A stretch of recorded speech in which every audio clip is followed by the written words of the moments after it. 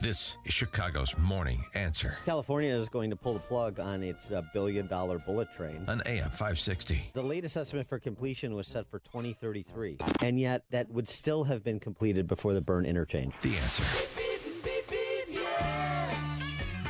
And speaking of that, President Trump wants his $2.5 billion back from California, and he's not giving them an additional $1 billion that they want to complete the high-speed rail from San Francisco to Los Angeles. So much sorry. for the first step in the green revolution of ACO.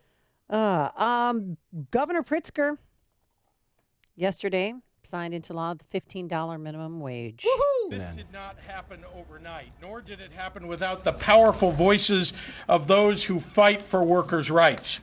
It took years of advocacy by so many people across the state and a willingness by business to sit at the bargaining table to hash out a deal so that the people of Illinois wouldn't have to wait any longer.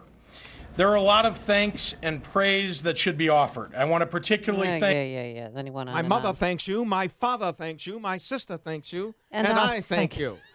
And I didn't make that joke because George M. Cohen is Jewish, and so was Well, you're Jewish, so Pritzker. you do whatever I'm you want. Jewish. Pritzker's Jewish? Yeah. I believe so, yes. Do you know? I know. MK? Because I look like him. No, you if do I not. Had, if oh my I gosh. had about 30 more pounds, 15 pounds in each, 15 pounds more in each jowl, I would look just like him. Well, like it or not, he's our problem for the next 4 years. And we'll talk about the minimum wage later on with Stephen Moore and how that's going to affect business owners. Because I spoke to one business owner who said, I can't do that. That's the equivalent of paying somebody $30,000 a year. Just one employee. So and some employees that have been there. Take your business elsewhere. Well, that's what he's looking at doing. All right. But somebody who returned guest to our program, Ted Dabrowski from wirepoints.com, he wrote a great article about the 20 facts Pritzker doesn't want ordinary Illinoisans to know. And we welcome him back to the program. Good morning, Ted. How are you? I'm doing great. Good morning to you guys. So where do we start with the 20 facts? What's the most stinging one of all? Well, I think the first part we have to understand about the 20 facts piece is that it was motivated by Pritzker's, one of his administration's guys, Dan Hines, who basically put out a pre-budget piece that said, everything that's wrong with Illinois basically is Bruce Rauner's fault. And, we're not going to defend Bruce Rauner. Bruce Rauner, I think, failed a lot of people in Illinois in many ways, and so we're not going to defend his record. Things certainly got worse between him and Madigan when they had their impasse. But the real story was that Illinois was a big mess way before Rauner even showed up in the scene.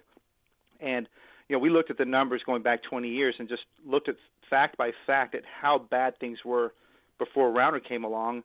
And the reason we wanted to point that out is that some people are so angry at Rauner that if Pritzker can make it all about Rauner, then they'll swallow his Pritzker solutions to fixing things. Well, when was the last time we truly had a balanced budget? Oh, it's been since 2001. That's the last time we were in the red.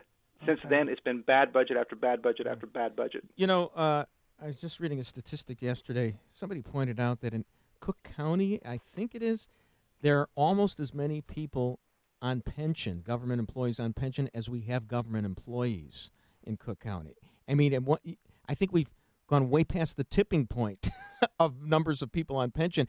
And the only remedy for younger people to get out of the mess will be to get out of the state. But this, they'll fiddle while Illinois burns over the next 4 years, right? Well, Bruce, you're spot on. It's if you look at cities, not just Cook County, you look at many cities across the state, especially public safety, you'll find that they have more retirees than workers. And so that means there's more people taking money out of the pension plans and putting into it, which can only tell you one thing: it's going to run out of money.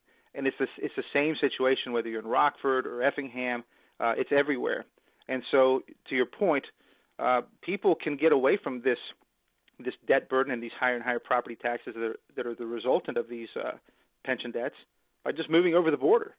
That's how you can get rid of a lot of debt really quickly. Just move, and that's the scary part that can put Illinois, or maybe Illinois is in a debt spiral right now. Yeah, and to rescue. But if everybody moves, then they're going to have to tax the people that are staying here even more. Well, that'll be the wealthy, right? That's Well, what it comes if down you're to. wealthy, you've made smart decisions in your life, and if you're really uber wealthy, you would definitely move out of Illinois. Which is what At Brad least, Thor did. Remember? Well, at least live somewhere else 6 months and one day. But Ted, Well, okay, well, that's go ahead, precisely Ted. the issue. Is that and this is why Pritzker's speech today will be all about the progressive tax, because that's his solution to everything. And he seems to forget that his peers can easily move their operations. It's a digital world. It's a mobile world. So they don't have to stick around and pay the taxes if they're going to get hosed to pay for everything. But of course, and we all know, because we know the playbook, is that you raise the taxes on the rich as a gateway to raising the taxes where the real money is, the disappearing middle class, if there is any money left there. Oh, we're getting because you can hammered. never pay based on what, even if you confiscated everything from the rich. It's just not that many rich people to go around. But people don't really like to do the arithmetic. And ultimately, don't you think what's going to happen is that Illinois is biding its time until somebody is elected president who will bail the state of Illinois out? I mean, that's the end game, isn't it? Well, we can't file for bankruptcy. Right, but that's the end game, to bail Illinois out. Well, yeah, we're certainly headed in the path where we can't pay our bills. We've been looking at the numbers, and some of the facts that we put in there is just how much debt we have and how much it's grown. It's just grown in a tremendous fashion. And when you think about it, Illinois is just simply, it has way too much debt. It's swallowing everything. And that's why if you look at the things that Dan Hines said about pensions and how to fix, and I put that around quotes, the problem is they want to borrow more money for the debt problem. They want to extend the debt even further, and they want to start taking public assets and putting it into pensions. It's all desperate because there's too much debt. And to Bruce's point, at some point the money's going to run out, and people are going to be looking for a solution, and it's going to look something like bankruptcy. It's going to look something like a bunch of people putting their hands out and saying, bail us out. But it's not going to be pretty unless we change the way we do things. Well, how could we change the way we do things and help out with these overpromised pensions? Well, the first thing, really the big thing that Pritzker would do today and surprise the heck out of everybody is change his mind and say that, yes, he does want an amendment to the Constitution that changes pensions going forward. That would be the big thing, because if you don't change pensions, you don't get control of this debt. And if he were smart, that's what he'd do. But we already know he's already said he won't touch pensions. He's going to just tax like crazy to pay everybody's pensions, ignoring the fact that there's not enough money.